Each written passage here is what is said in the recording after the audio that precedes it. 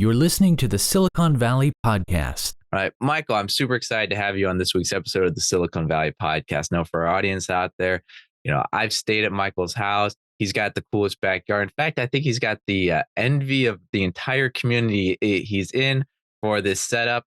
I'm not going to go into any more detail with that. You just imagine it, basically a water park in your backyard. But Michael, can you introduce yourself to our audience? Can you give us a little bit of background of yourself, your career up until this point? Sean, absolutely. Thank you for having me as a part of the program. I appreciate it. It's good to be here. It's good to be in the Silly podcast. I feel like I'm in the Silly with Sean. That should be the new name. And by the way, the backyard, I got a neighbor who doesn't like it very much. He's a little grumpy. We had a bit of an exchange, and he's demanded that I have my construction workers go home at 4 instead of 5. Apparently, in the bylaws in Dorado Estates, Puerto Rico, your construction workers go home at 4. And I said, no problem. 4 o'clock is when I insist they go home because I have rap music from 4 o'clock until 10 o'clock at night. And I hope you like Biggie and Tupac, bitch. And I literally said that in a text message. So he decided it was fine. He's not a big old school hip hop fan. He said, go ahead, have your guys till 5. So I thought you were going to counter and say, okay, they just start at now 4 a.m. instead of 5. And okay, they're not allowed to. But in Puerto Rico here, it's the Caribbean. It's the most beautiful place on the planet. If you get a team that is willing to work a full day until 5 p.m., like that is gold here. You nurture that team and you take care of them. And I've got a neighbor that's like, no, I don't like it. I don't want you putting a sauna in your backyard. I don't want you building this. And he's grumpy. And I'm like, okay, then war. And fortunately for him, I'm not sure. Fortunately for me, he's not a fan of the rap classics, because I would have switched to Bone Thugs real quick, and then my guys have been working at 5. So he acquiesced.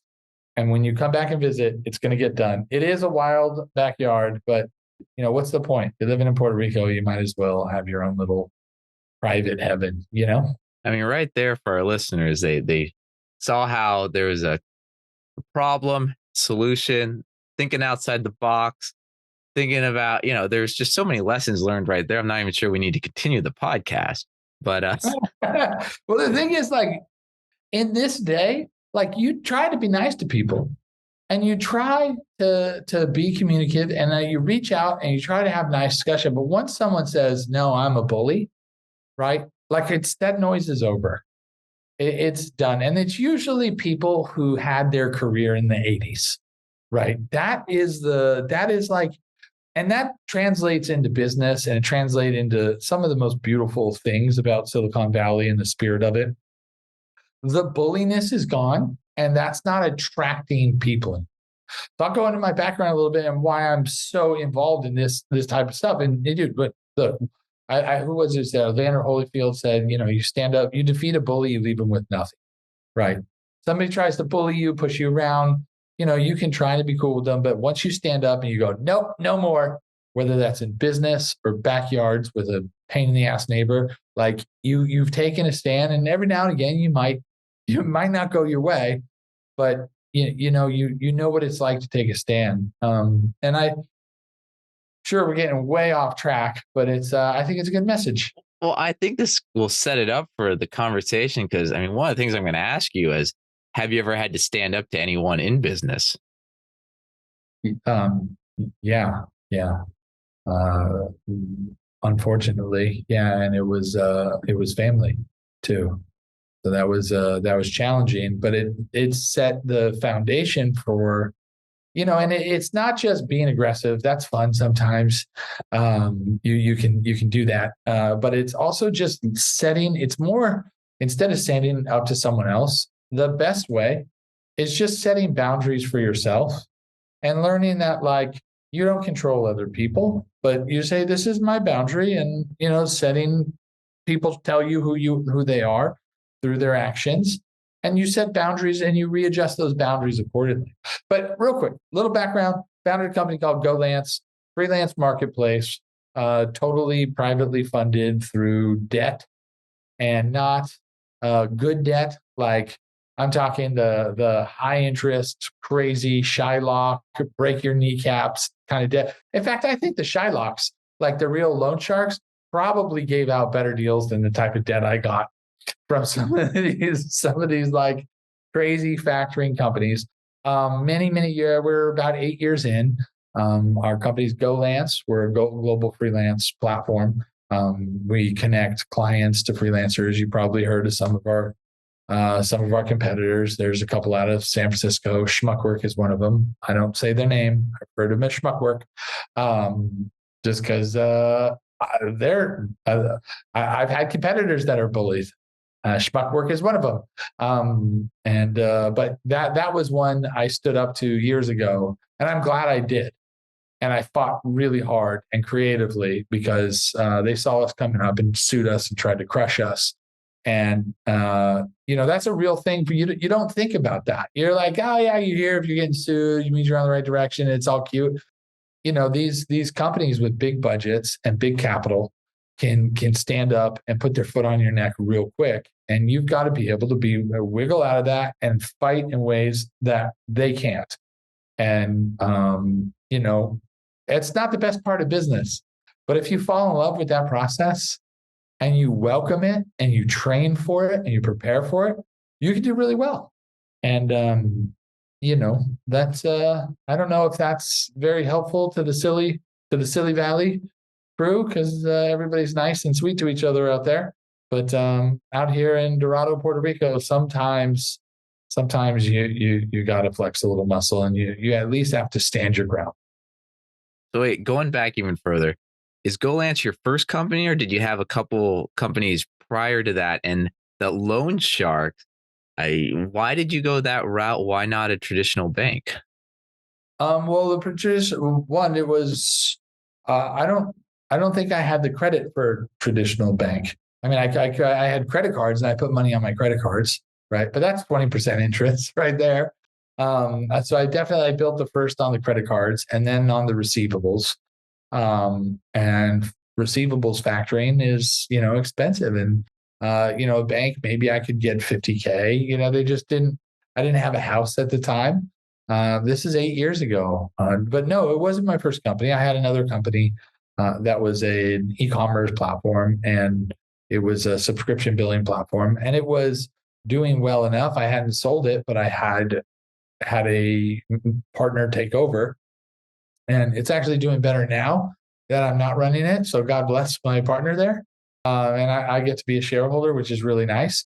But it wasn't what I wanted to do for the rest of my working life. I had to get there. So I had that before the economic crash I started that like 2006, really built it up, maybe 2005, really took steam 2008.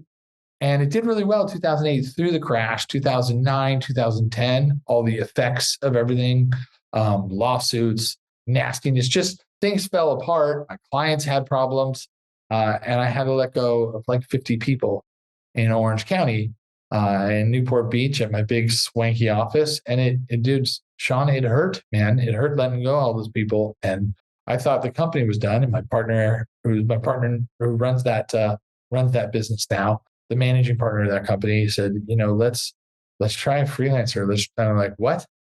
He's like, no, you can find these people on this website, and they work remotely. And I'm like, I don't know, man. This is code, and I had a very big concern about it, but I had no other options. So I threw a Hail Mary pass to a software developer out in 5 hours outside of Moscow. And I was like, I hope he's cool. And he was. And now he's the CTO of that company, and he lives in Panama.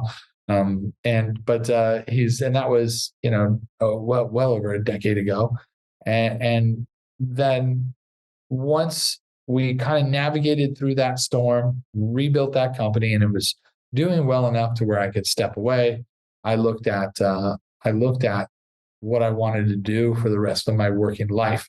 So I tasked myself with a question: how long do I want to continue working? Well, was like 36 at the time. So I said, I think I could go to like 75. Like I could commit to working 75, maybe not keep same steam, but like I'm going to want to be involved and be a part of something, maybe not in the same position, maybe something further down the track. I mean, I want to be in working and keeping my mind fresh. I think 75 is a good year. So that would be about 40 years. So I'm going, okay, if I committed to a business for 40 years, I'm going to make different decisions. I'm going to lay a different foundation. So if I knew I was going to be in the same business for 40 years, 40 years, what would it be? And that's when I said, I really like being able to hire freelancers. So I hired that one, saved my company. And then once the company started doing well again, we only hired freelancers. I was like, I don't want to deal with employees again. It was heartbreaking. I had to sit in front of them. I had to fire them when everything, or lay them off when everything went down. I had the full Michael Scott office. We did Halloween parties. There was That's What She Said jokes everywhere. I mean, it was my culture in the office, and I felt like it was my domain, and it just got shattered. And it was very difficult time. And looking at it going, well, if I have a freelancer and things get a little turbulent, I can just help the freelancer get more freelancing work and like kind of manage his or her time. And I did that for a long time and going, wow, this is better. This is easier. This is less pain. You genuinely, as a CEO, lots of us genuinely care for the people that we work with. We genuinely want them to be successful, healthy, and happy. And that's, I think when people pick up on that, they genuinely care about the work they do and who they work with. So I was like, you know what, this is it. If I'm going to marry to a business, like I'm married to my wife, only I'm hoping I'll be with my wife more than 40 years. That's the hope. What would it be? And I was like, well, this freelance stuff. So that's allowed us to make healthier decisions. That's why I said, you know what? I know this is going to take a lot of capital to get this off the ground. I ran very tight. I learned to speak different languages so I can go to different countries to get better software developers at a lower cost. I mean, I did what it took to get off the ground. But I'm competing with companies that have raised hundreds of millions of dollars, and it's like this guy, right? So, we thankfully, knock on wood, we paid back all of our debt, but it was a long road to do that, and especially, but there's no way I would take that kind of debt on now. Now we have very strong financials, all the stuff you need. But if I was going to take on debt, it would be like bank rate type stuff. But back then, I couldn't just say, hey, I need $1 million to go start a platform. I'm going to go, I got a really good deal in Belarus on software developers. So I'm going to go get a citizenship of the Republic of Georgia so I can get visa-free travel there. You cool with that? Like that message, it's a little out there, but did what needed to be done. And I loved the travel. I loved getting out there. I've stayed at a software developer's house in Siberia. Like I was in Moscow speaking at a conference, working with getting clients, finding freelancers, and one of our best ones was in Omsk, Siberia. And I had a few days between conferences, so I flew down and stayed with him. And that was amazing. The thing about Omsk, Siberia, by the way, anybody listening, it's not a great place to visit, but you wouldn't want to live there. Just saying. Don't go. It's terrible. It's probably worse now. I do not want to go back. Even people from Omsk are like, yeah, no, this is not the spot. But very nice people, very nice people. But and now that developer has made it to our 7 figures club.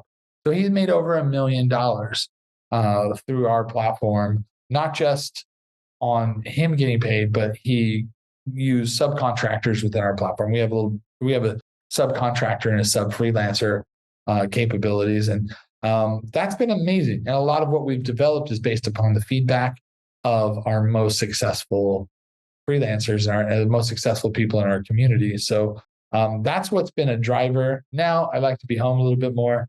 I like it when you come visit, and that's where I'm at these days. But that's how we kind of grew. I had the energy, a little younger, but the long-term vision, being able to work backwards and saying, okay, instead of I want to build this and be out in 5 years.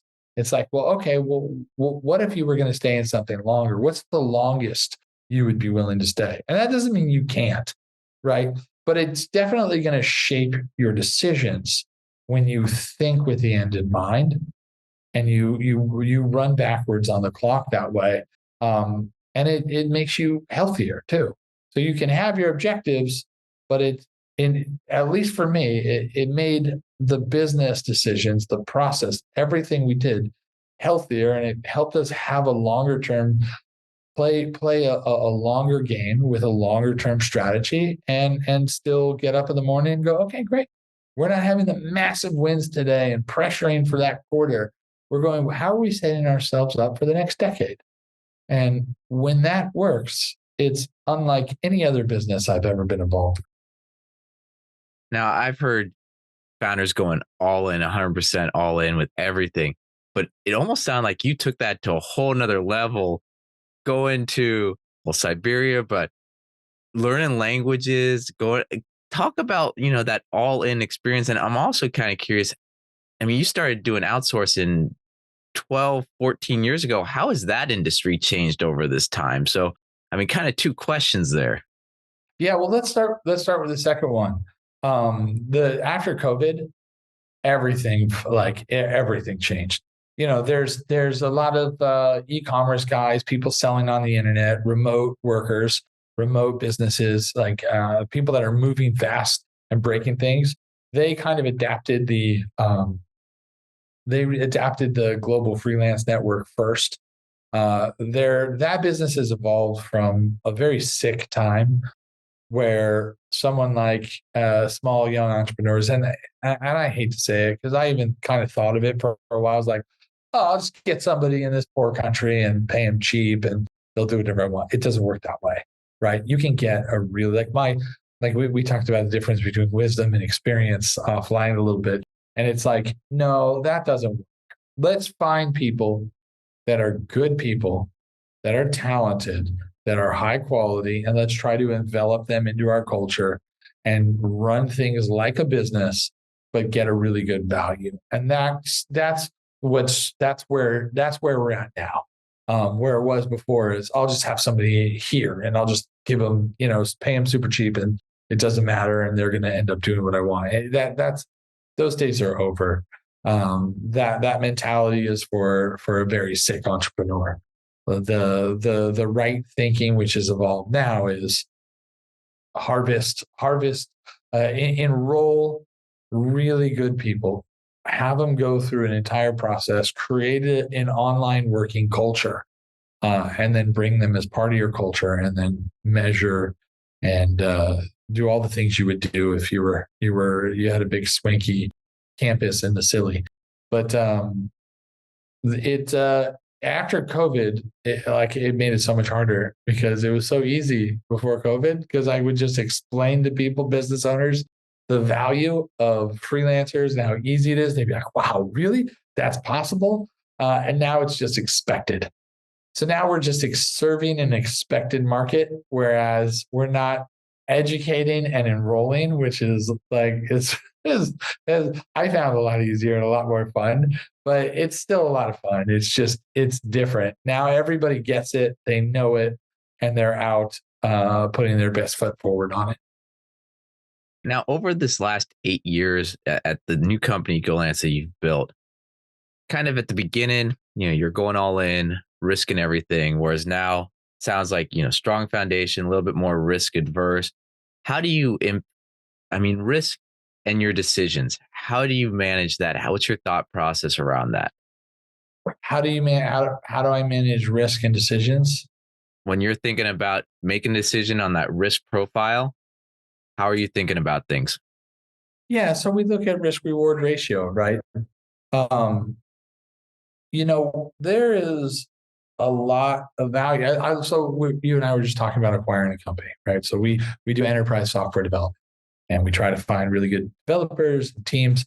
And we have clients that use our marketplace. We have clients that use staff augmentation, and then a lot of us that just go, hey, just go develop for me. We do that for SMBs and enterprises. And we've oh wow, let's instead of just going out and marketing for clients, why don't we just buy a company, software development companies? And we've looked at a couple really big ones with some marquee clients that are kind of huge. And we're like, well, this might be great, but it's a lot to stomach. And just the legal on it is the risk. And then the time's the risk. And then I go, well, what am I willing? Like, then there's like tiny ones with like 25 customers, and the EBITDA buyout's much lower, and they're doing a lot of things wrong. So I can get rid of a lot of costs. So I go back to my roots of thinking small and going, can I make this work on a very small level? And if I can, then I can make it work on a bigger level. But I may not want to. Those, like, looking at those monster big deals, sometimes lots and lots and lots of little guys are worth a lot more than a couple of really big monsters. So when I look at risk, I look at the cost associated with going after the marquee is usually a much greater. It's also, terms are a lot more, not just monthly at 30 or 60 or 90. So yeah, they're good clients. They tend to pay more. They're bigger, but you can do a lot more and move a lot faster and pick up some amazing people when you're focused on smaller and like, can you buy a lot of little guys?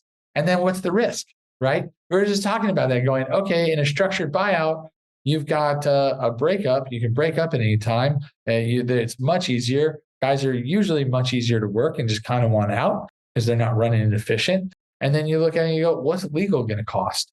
Just to go through, okay, well, let's take the cost of legal and just use that as a down payment. And if everything else works, then I don't have, I cut out my legal expense, And then like, okay, let's look at the due diligence. Yeah, you've got to do some due diligence, but on a small deal, like, do you really need to do that much? Like, because if you lose, what do you lose? Right? You go, okay, well, again, let's look at, because the due diligence on a big deal is going to be much more and heavily involved. The legal on a big deal is going to be much more and heavily involved. But you do a small one, you're like, you know what? I'm not going to use a lawyer. Here's a contract. Let's go look at your, try to keep things simple. And that's how I try to get strategic with risk, is cutting out. Don't get me wrong, right? Somebody serious coming in with big bucks, they're going to go to Sean.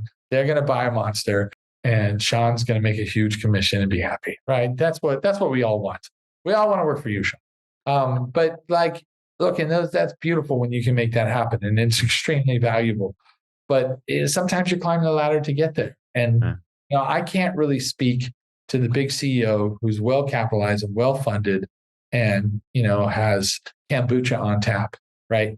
We don't do that, right? We keep it lean. Price is still an advantage, and we're not afraid to get our knuckles bloody knocking on doors. But lots and lots of little deals. It also makes you sharper for the big deals. So that's a way to mitigate risk. And then once you do these, you kind of figure out, oh, okay, let's say I'm buying software companies. Once I buy a bunch of little ones, I know I'm better at the next one and better at the next one. And then you just kind of climb the ladder and you walk up. So in a nutshell, like the risk strategy for an entrepreneur CEO like me, not well-funded, self-funded, grew through sales, is think small, right? Do things that aren't going to take risks that aren't going to hurt the entire enterprise. That's look at that risk reward ratio. And then if you're going to take on some of those bigger things, bring in people that know what they're doing. Bring in people like Sean that can do the right vetting for you, that can make sure that'll consult with you and say, hey, this is how this can strategically work within your organization. We can integrate this type of transaction into your organization. But thinking small is, and just owning a calculator, right? Look at the cost of acquiring a customer. Look at the lifetime value of a customer. What's the difference between acquiring one versus buying one? That's how I look at risk. Start small and have fun. It doesn't matter how small, get in and be a part of it. You're above nothing as the CEO of a company. I think all our listeners should listen to that segment 2-3 times. There's so much there. I mean, most people listening probably have no ideas. It is so easy to rack up 6 figures or more in legal fees on these transactions. Like, it's so easy to do that. and getting those reps in and that repetition. I mean, just like going to the gym or anything else you do, the more you see it, the more you do it, you're going to catch things and notice things that you didn't see there before. And so Michael, I mean, amazing insight on all that. Question for you also with the kind of, you know, think small, think lean, think different. You have a whole different marketing strategy than everyone else out there with Quora and podcasts. Can you talk about this? Yeah, yeah. So um we haven't bought any Google ads. Nothing. And we did 44 million in gross service revenue last year, blended revenue. And I think we're looking at around 68 million this year. And we haven't bought Facebook or a Google ad. We did do heavy content strategy. So we went out and we looked at what it would take to, what's the best way to get a customer, right? You get a referral or you make a connection. Quora was a gem for us for a long, long time. We found people that asked a lot of questions on Quora about freelancers in this type of space, entrepreneurial questions. And we went out and I found someone I work with. Sometimes I do it, sometimes he does it. And we would just answer their questions and just try to provide as much value to them as possible, as thanklessly as possible. And that was worth a lot more than a click, right? That is like not, I saw an ad, I clicked on here, I'm interested, I'll buy, I might buy from you. It is, I asked a question, I needed help, and somebody genuinely gave me value and helped me. And I want to know what they do. And maybe I can help them too. That, and I go on a lot of podcasts. I got a podcast agent, and I would just go on a lot of podcasts, and I would work with podcasters. Sometimes they become clients. Sometimes they're clients. I mean, dude, to get a podcast agent, it's like $1,500 a month, and you're on a minimum of 3. To be honest, you don't even really need that. You can do it yourself, or you can have a virtual assistant, go to like Podmatch. And again, to your point of going to the gym and working the marbles out, you get to kind of work out your pitch. You get to hear what people's responses are to things. And I'm sure when you post this, I'll get somebody reaching out to me and be like, oh, yeah, I heard you talk about the schmuck work. That's funny. Like these kinds of things happen all the time. People hit me up on LinkedIn and they're just like, hey, and you know, that customer is worth a lot, especially if you're really good to them and you treat the customer really well, they're going to refer other business. So it's not scaled the way you scale when you buy ads and you have a whole system. And we are heading into that direction. I'm sure that somewhere we're that's a place where we're going to be, and that's fine. It's a fine thing. It's just a different type of dogfight. And I'm going, I can't compete there with the guys who have hundreds of millions of dollars, right? I'd have to go back to the Shylocks. But I can go find people who need help because of platforms like Quora and different Facebook groups and LinkedIn groups, and I can just answer their questions the best of my ability. And not necessarily self-aggrandizing, but branding myself personally as someone who genuinely, authentically wants to help people. And sometimes those people come back and say, oh, thanks for answering my questions. I need freelancers. I'm going to go to you. I mean, it's, I need this. I'm going to go to you. So getting your message out is one way, but but having a strategy, a marketing strategy of providing value to somebody is really far less expensive than you think. The opportunity is everywhere, and it creates a beautiful customer.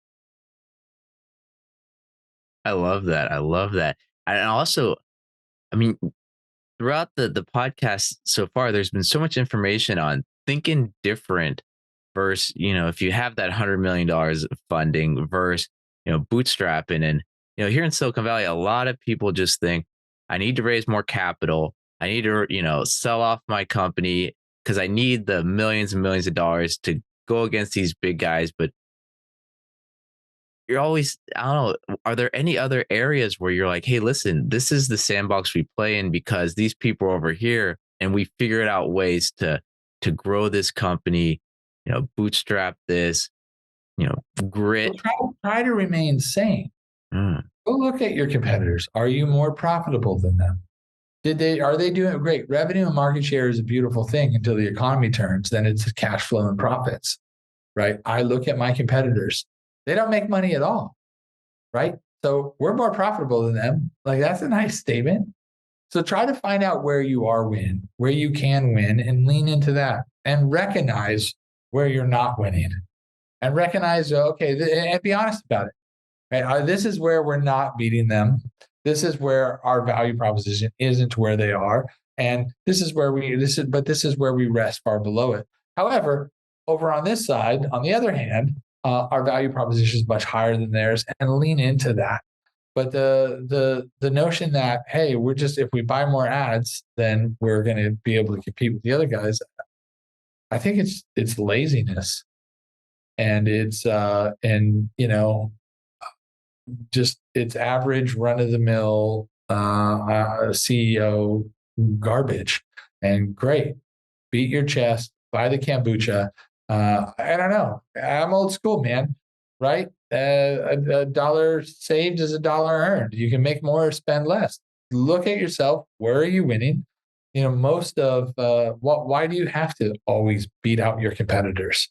Right? Why not just do really well, serve your clients really well, and make more than you spend every time? Nobody gets mad at that. But I feel like there's a trap, right? It's choose your trap. Do you want to get into the Shylock trap, which usually kills companies, and we may beat it out of that? Or do you want to get into the capital raise trap, where you constantly have to hit certain numbers and you got to be accelerating? I don't know, man. It's a dangerous, it's a tough game. They gotta sell off chunks of their company to raise money to go get more customers. And yeah. Is that the only way to do it? Is that it? Is that the only option? Do people ever stop it? Let me ask you, Sean, where is your Quora page? Right? Where's your, are you on Quora yet? Going out, helping people, answering questions. I got a homework assignment for you. Set up your own page. I just use Quora. There's other platforms. That's the one I like. And I answer a lot of platforms. Go find different questions that people ask and answer them. And you'll see what type of people, like, look, worst case scenario, you just help somebody get an answer. But it's not just that person.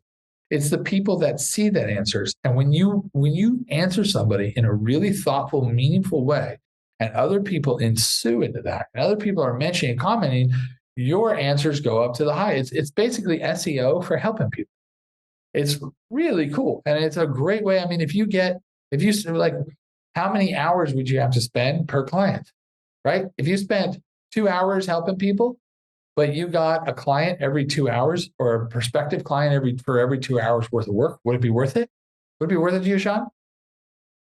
I spend so many hours every day just Zoom meetings trying to get, to know the person.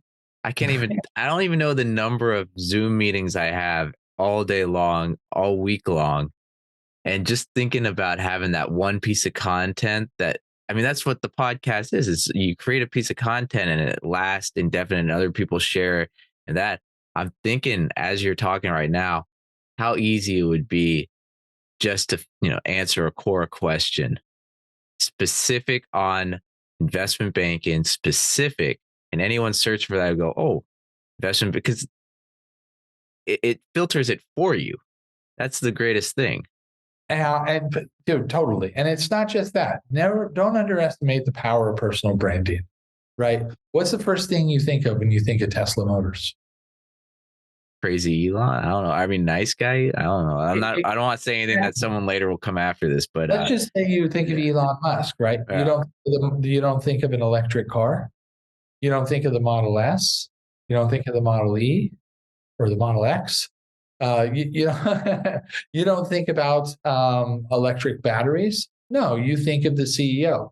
That guy is a personal brand, right? Every time he puts out a tweet, every time he talks about whatever, controversial or otherwise, he's getting brand value. So the power of the personal brand, the personal brand associates with the business brand. So let's take some of the most commonly asked questions. You do this podcast, you get to introduce people to the Silly Valley. You get to bring the Silly Valley to everyone else, right? It's great. I call it the Silly. It's the Silly. I think that should shorten your name podcast, just the Silly.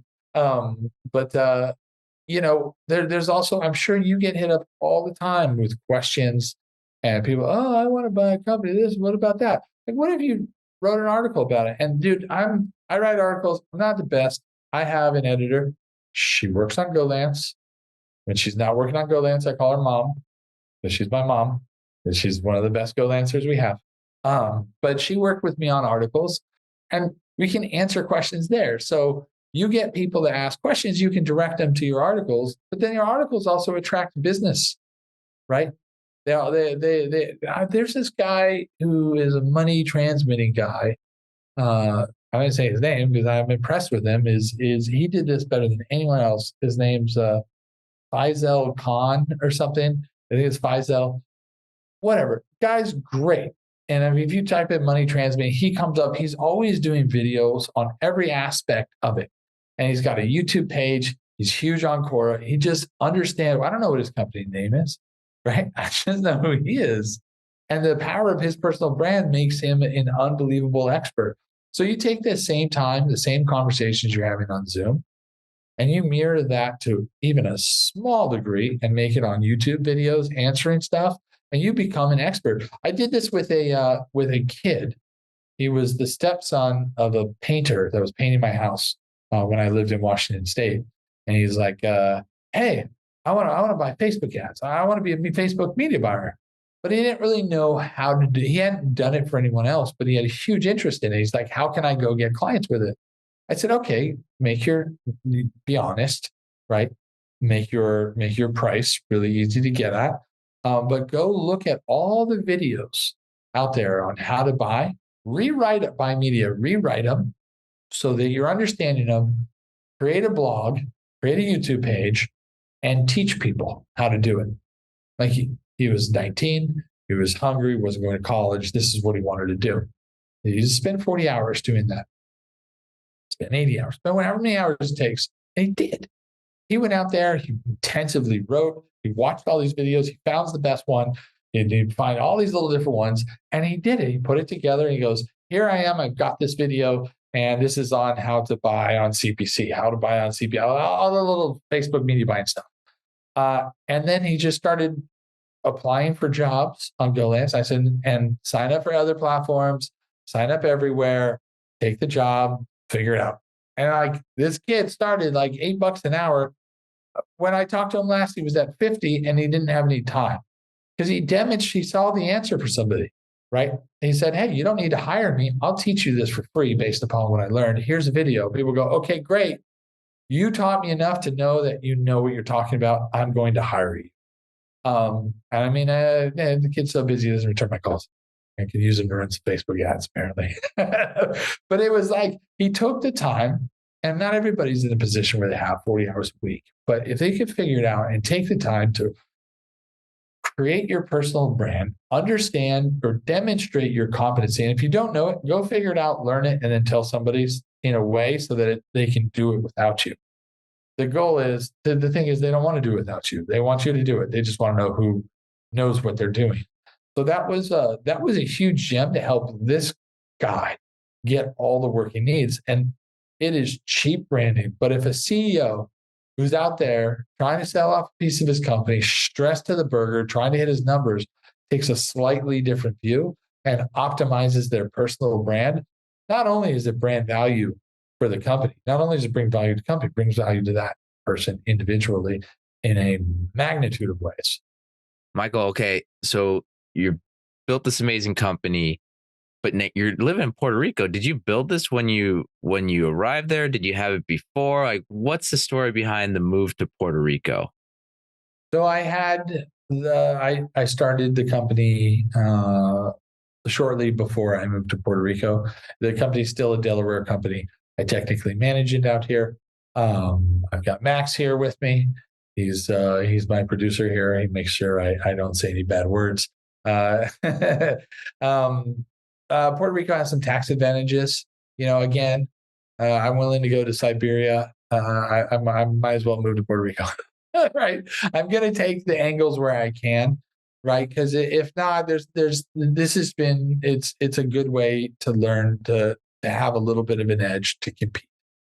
So there's tax advantages to have businesses out here in Puerto Rico. So I run my company out here in Puerto Rico. We're fully remote, so we have people that work all around the world. But this is where I work, and this wouldn't matter if I was in the Silicon Valley in Washington State or in Alaska. Like I'm in a room and I'm doing my work and I'm around some great people and I'm tapping in to amazing talent around the world at an incredible value in such a way that I can create a culture where people can come together remotely and create amazing results. Okay. And with that, going back to something that was mentioned earlier, standing up for yourself. Have you ever had to, fight, push back? Do you have an example you can share? Or what are your thoughts a little bit more on, that company bullying that startup? Yeah. I mean, the big company bullying the startup. Mm. Yeah. Yeah, I think the thing you don't want to do is just go hire a bunch of lawyers and melt down. Like understand first, an ounce of protection is a pound of cure, right?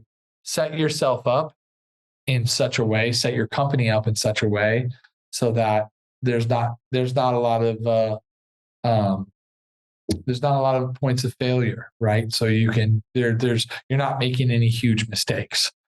Right? Like they happen though, but in God, I don't know. I mean, just strategically, yeah, be prepared to fight because there's going to be, if you're successful, people are going to come after you and they're going to try and take from you and they're going to try and hurt you and they're going to try and take you down.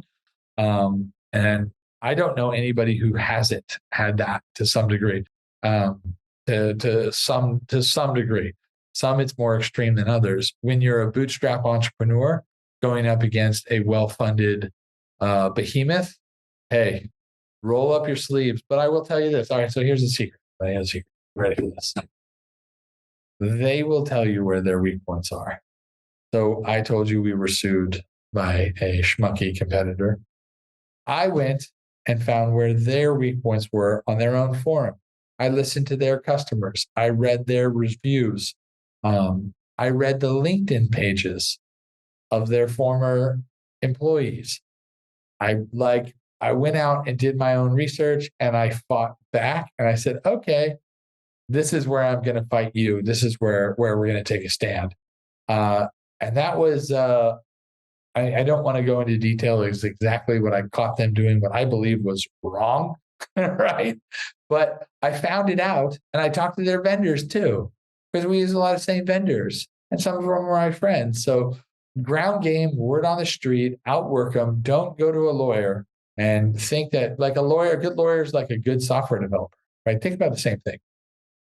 If you've got a cold fusion code from the 1980s, right? And you got a great software developer, it doesn't mean he's going to make it work.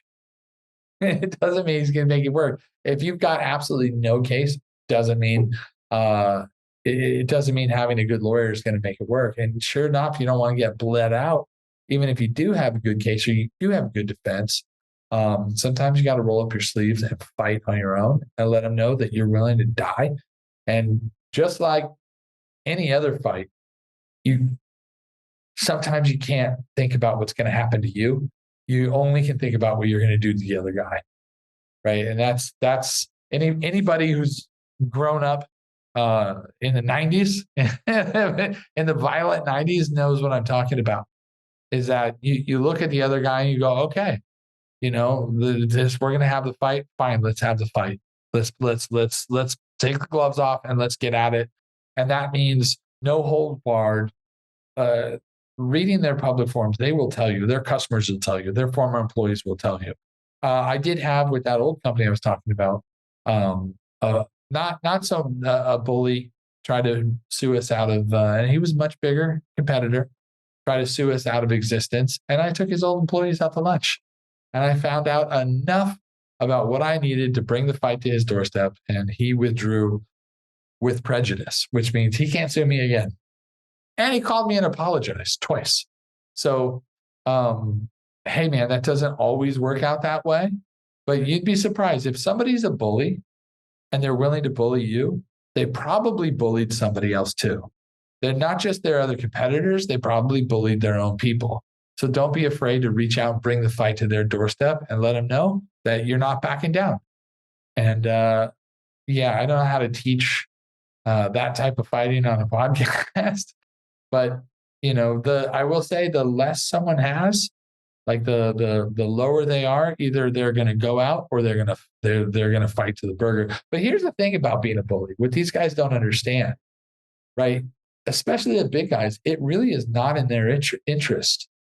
It's not, because all it does is validate their competition. It's Hatfield and McCoy marketing. So here's one thing I will say: when the competitor does come after you, or the bully does come after you, if the bully's bigger than you and well known, amplify it. Get full value from the fight. Even if you get knocked out, sell a lot of tickets. You know what I mean? Like you can't think of Hatfield without thinking of McCoy, right? So if a big monster behemoth comes after you, make sure everybody knows about it, because all of a sudden you're trading off their name. You're getting their branding. You're press releasing everything. And if they're public, good God, man, every deposition send a ticker tag to all their investors. Let them know that, just like the guy next door, right? I'm going to buy $10,000 worth of speakers and I'm going to play rap music from the 90s from 4 p.m. till 10 p.m. if my construction workers can't stay an extra hour. Let's have the fight. And find out where their weak point is, because it doesn't matter who they are. Everybody has a weak point, and every bully, I say it all the time, I use a little foul language, cover your ears if you're sensitive. They all fall in the same pattern: iron balls and glass jaws. They come out strong, beating their chest, but you wrap them on the chin and they go down. That's every bully I've ever met. You stand up and you get aggressive back, and they back down. All right. Speaking of that, you also work with a lot of coaches. Yeah. When should a founder start looking for that first coach? How should they screen the coaches? What should they be looking for? When they can afford it, right away. Right. Some coaches are expensive. I have one that's pricier than anything I thought I would have spent on a coach, but he is such an amazing value. It's the president of success.com. It's Jared Robbins. And I spend 1 weekend a month primarily navigating through my own decisions and how I am in ownership of all my decisions, and how to identify mistakes and make sure I don't make them again, and measure growth and actual practical growth measurements. So it's not all motivation. It is very much, okay. It's measuring what gets measured gets better, measuring my growth, measuring the culture, measuring my own accountability. And when you're the CEO, you're accountable for everything. I believe it's your job to make sure everybody else gets credit for the good things and you get credit for the bad things. And that's the job, right? You spread praise around and you isolate blames yourself, at least publicly, right? It doesn't mean other people get to be off the hook for mistakes they made, but it's still ultimately your mistake because you're the person that put them in that position. So that's challenging. But as far as an easy and I would say extremely inexpensive thing to do is go join masterminds. They're everywhere. Everywhere. I mean, you've met some of my group out here that are part of our entrepreneur groups. A little known fact about Sean: he came to spend a couple of days with me here in Puerto Rico. Ended up at a bald guy's dinner. True story. A fancy 5-star dinner, just bald guys. What did you have? Like 7 guys in there? 8 guys? Very elite group, cream of the crop. Even the waiter was bald. It was crazy. But look, they're everywhere. You reach out, you ask for help. the helping hands are all around. And then you find out who you jive with. And show me your friends, I'll tell you your future, right? Be very careful. I talked to a friend right before I was on this call, and they're hanging with the same college buddies, having the same college buddies problems. And yeah, that's cool. Like, no worries. Like you go and you meet up with your old buddies, but like that's who do you want to be is who you are being around. And just be, and the best way to have a friend is be a friend. So find people who you admire, you respect, and genuinely are good people. That's most important.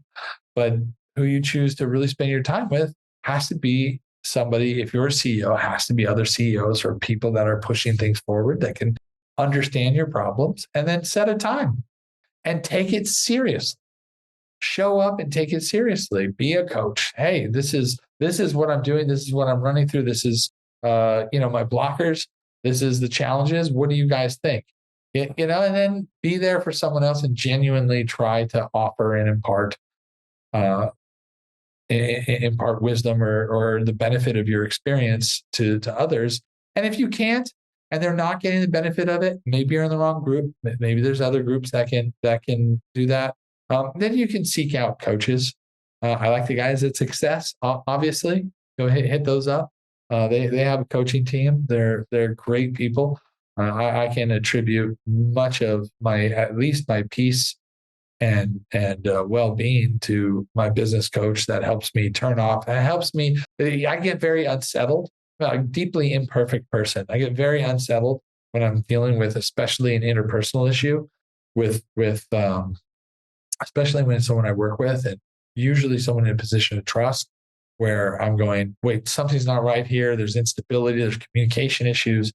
I've learned how to actually measure my own communication. I've asked other people I work with to measure theirs and take tests, and then we compare and then figure out how to dialogue.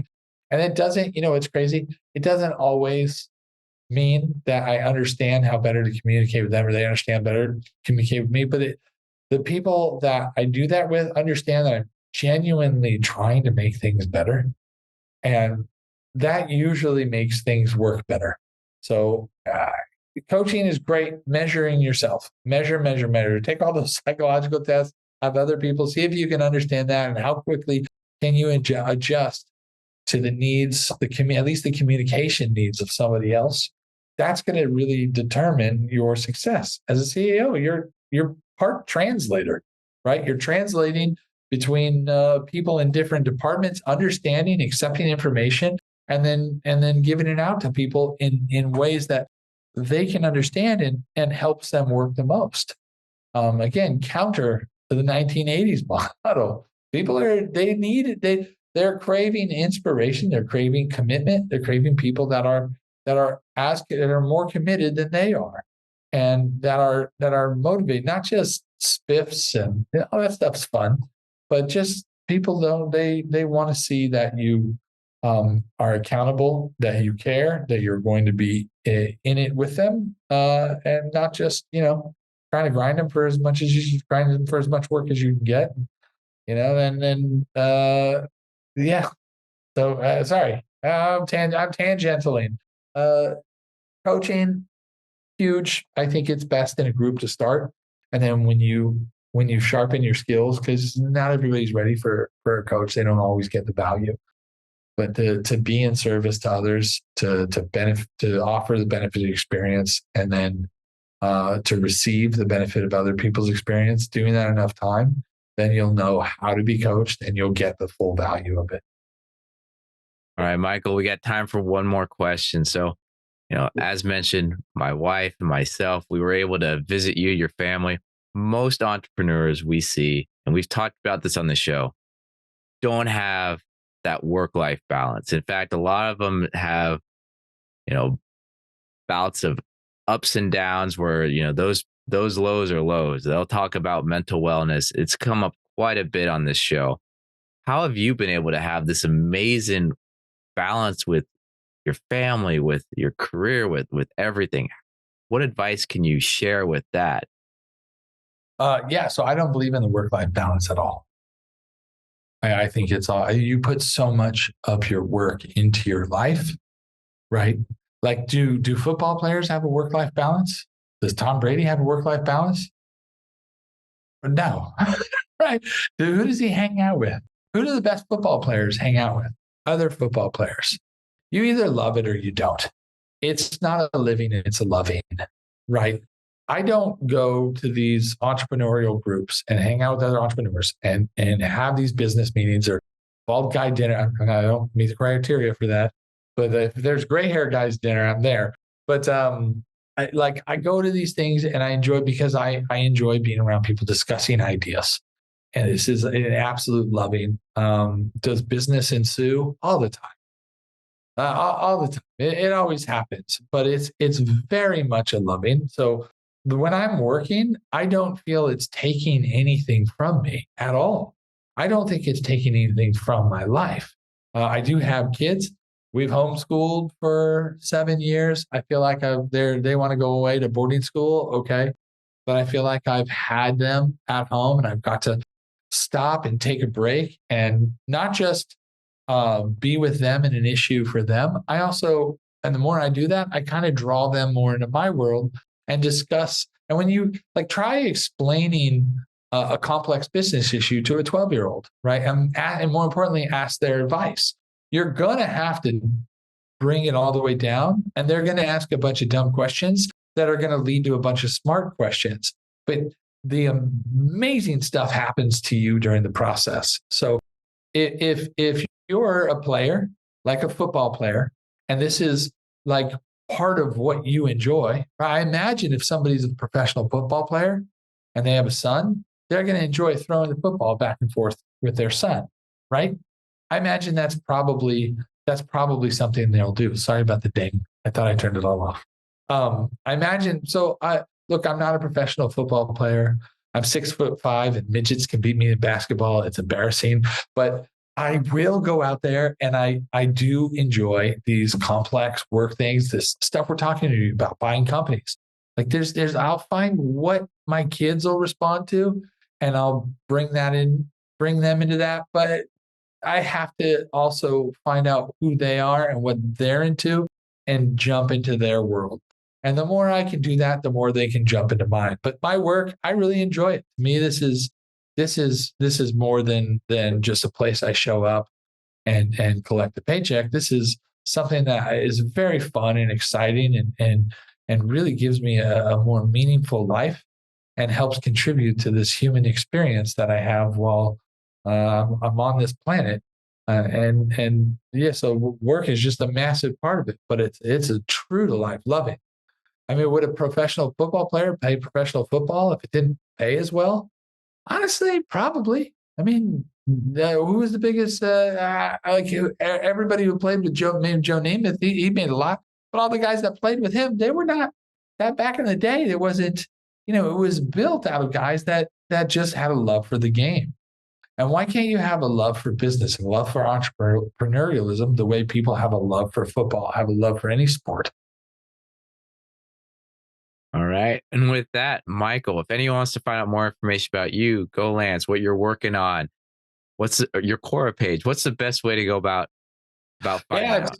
I'd say go to goLance.com, GOLANCE.com, or I think I'm on the Twitter. I think it's Michael Michael Brooks PR on Twitter, and then I'm also on the LinkedIn. And I'm on the Facebook, but I'm really on the LinkedIn and on the Twitter, and of course at goLance.com. Coming in hot at goLance.com. All right. We're going to have all that information in the show notes. And for our audience out there, please go to thesiliconvalleypodcast.com, connect with us, follow us on social media, and we will keep providing amazing episodes like this every week for you. When I'm not the host of the Silicon Valley Podcast, I'm a mid-market investment banker focused on mergers, acquisition, growth capital. Connect with me on LinkedIn or go to our website. Connect with me if you'd like to have a conversation. And with that, Michael, I want to thank you again for taking the time to be on this week's episode of the Silicon Valley Podcast. Thank you. Thank you, Sean. It's been a pleasure to be in the Silly.